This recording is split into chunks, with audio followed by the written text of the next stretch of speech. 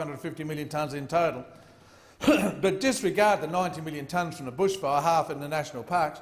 That doesn't matter. Those CO2 levels, we don't pay any attention to them. Even the department said, you don't worry about bushfires, Senator, they said to me, because when the grass burns, it puts the CO2 in the atmosphere. You laugh at this, Mr Acting Deputy President, but when the grass grows, it neutralises it. Well, if that's the case, when you want to ban grazing and wind back farming activities, you can do the same here. If the animals are putting out greenhouse gases, just remember they eat the grass and it regrows again. So if that's the equation you want to live on, we can do the same. The koala is Australian. Australian as you can get, the koala and the kangaroo. They're a wonderful animal, and as I said, we're very pleased to have them on our farm and have them doing very well. At the University of Queensland, koala inspectors come down to our property. My wife took them around. A little Jack Russell dog who was a spotter for the koalas. Even our sheepdogs look for the koalas and look up in the trees for them. The kelpies. Of course, they don't harm them. The dogs can't climb a tree. Anyway, they are very pleased the way koalas looked after our property, the feed supply they've got. As at our property of 400 acres, 80% is cleared, at least 80% for farming country. But the trees and the eucalypts down the creek are a great home, the hundreds of trees for the koalas, and they thrive well. Plenty of water, plenty of cover, but most of all, protection from bushfires.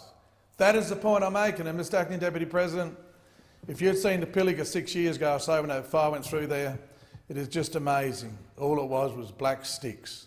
And when you walk into those forests after they've been burnt, the thing that's so amazing is the silence. There's not a bird, you don't hear a tweet, you don't hear a bird noise, you hear nothing. The whole environment has been wiped out, and that will continue to happen. That'll continue to happen so long as the Green Movement, pushed by the National Park Association, continue their whole ideology of how they're going to protect the animals and the planet and the environment when they're 100% wrong. And of course it's a race to the bottom from the Labor Party trying to secure the votes that the Greens are taking off them. And the end result is a destruction of our environment, a total destruction.